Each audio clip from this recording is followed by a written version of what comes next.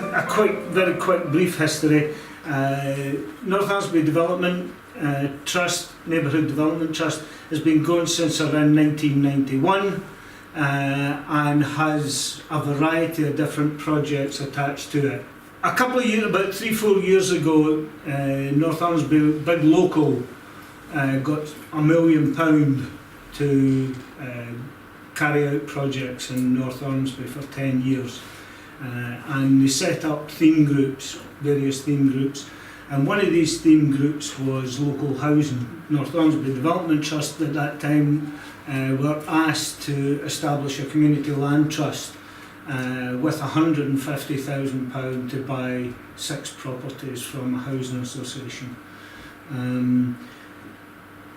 I came on board exactly 2 years ago, because it was just when I was going on holiday, and I'm going on holiday this week.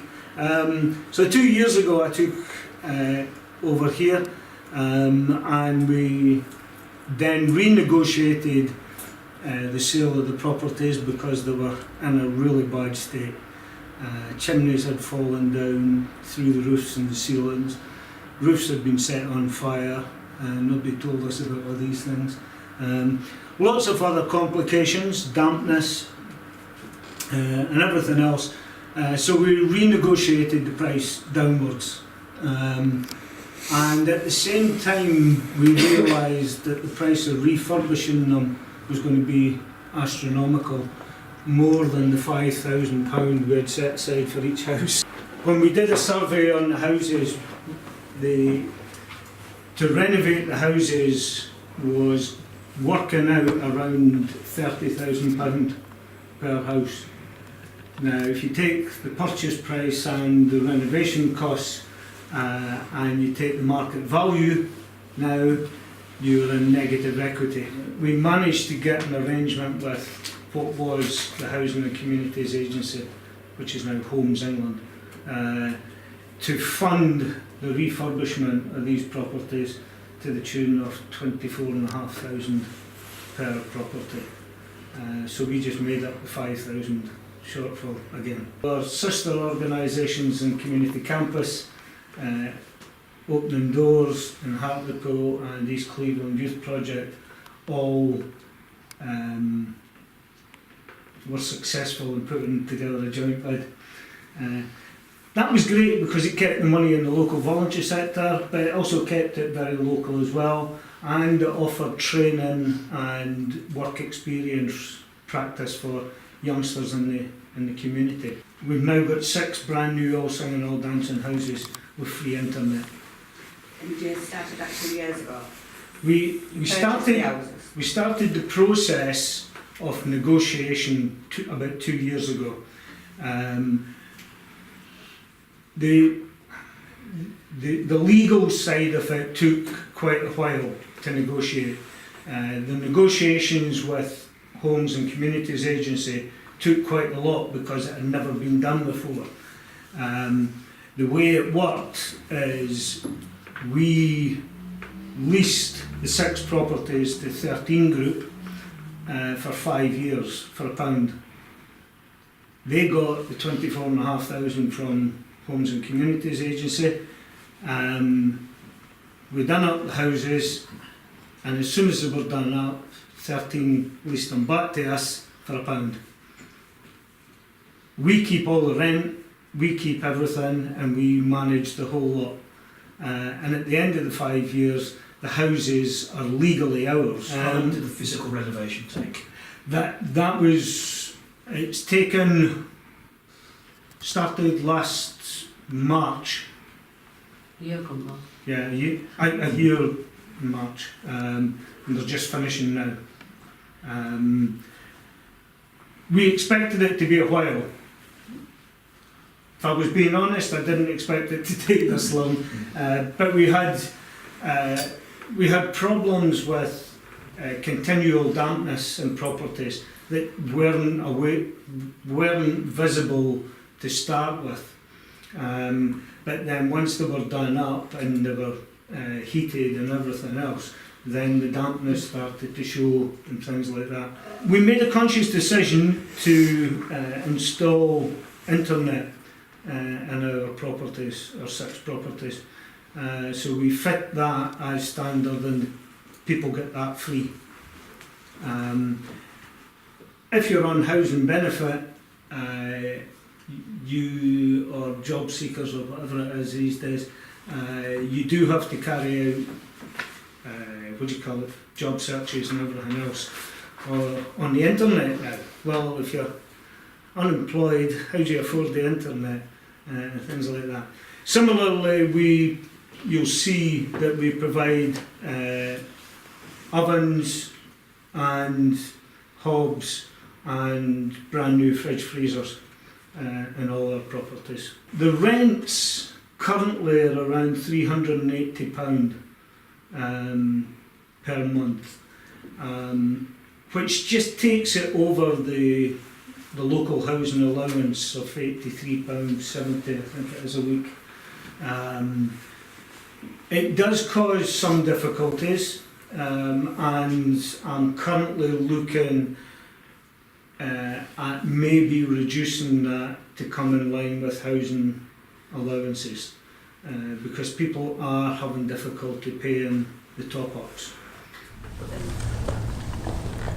What is the one thing that you could take from today's visit?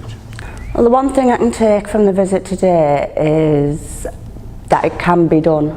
It's a model that has worked, and it has brought improvements to the area of North Ormesby and brought training experience for people, and it is a success. So I think that is one of the things that I have taken. But it has its advantages. The community-led housing, it's proven that it does work and it helps the communities. It's a fact that whatever we do, we're not on our own. There's lots of agencies out there who are prepared to join with us in the project, so that they can share what we do and we can share what they do. What would you like to see happen in South Bank? I'd like to see properties being refurbished, people getting properly vetted, having proper housing in South Bank. We need something happening in South Bank. The council are not doing anything. I'd like to see an active community.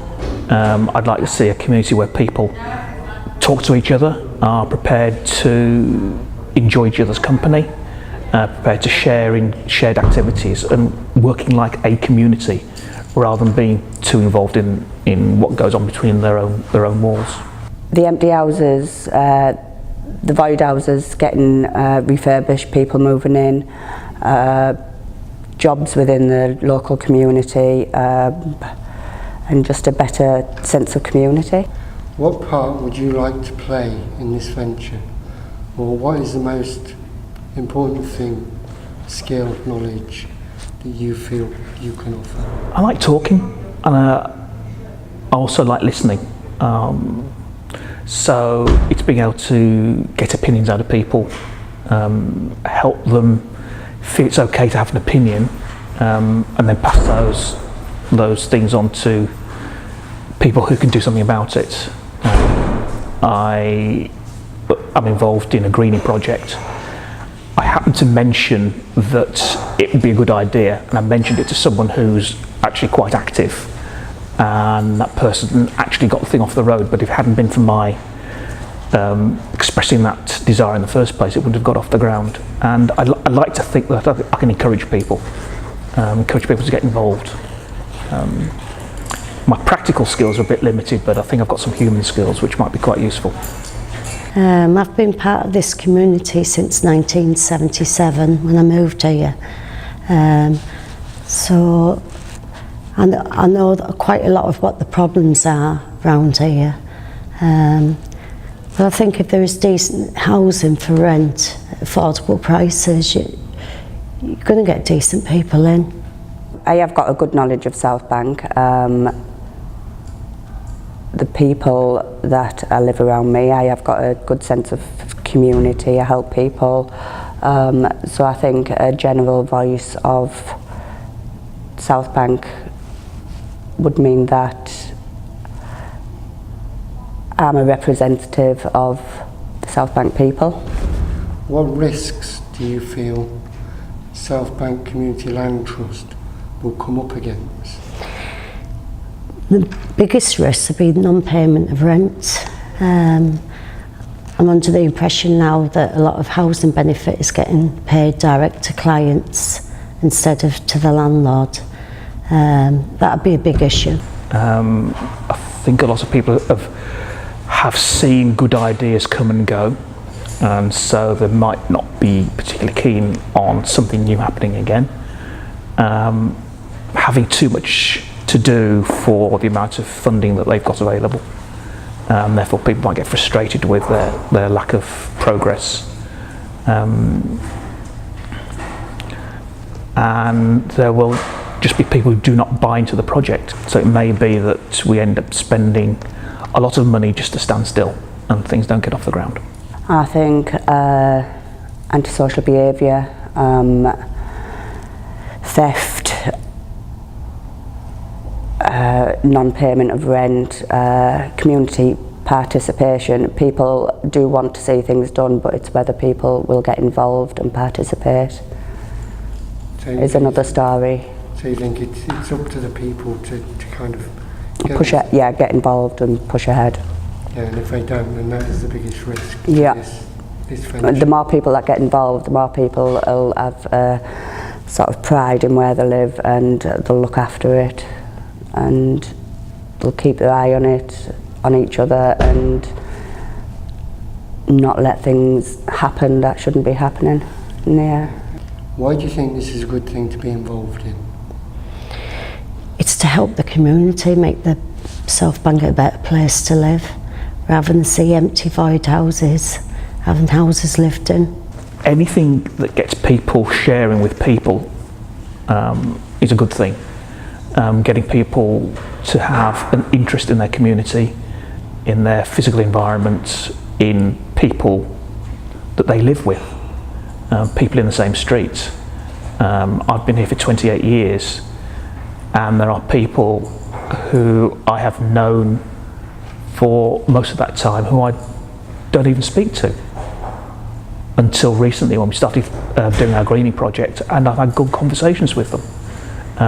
People of differing ages. Tell us more about your greening project. The greening project, there's an alleyway that runs between my street and the houses that back onto our backyard, and we've turned that from basically an oversized tipping point to we're building planters, benches, and it's becoming an extra garden, almost a communal garden. 3 or 4 of us have been actively involved in the work, but other people have actually come out and enjoyed the space. Some people have actually contributed money towards our costs. We've engaged one of the local housing associations, and they've given us practical help in terms of supplying freebies basically that we can use. But the area's gone from somewhere that hasn't been used to somewhere that is now a meeting place. And do you think that this is the kind of thing that would support anything that the Community Land Trust is?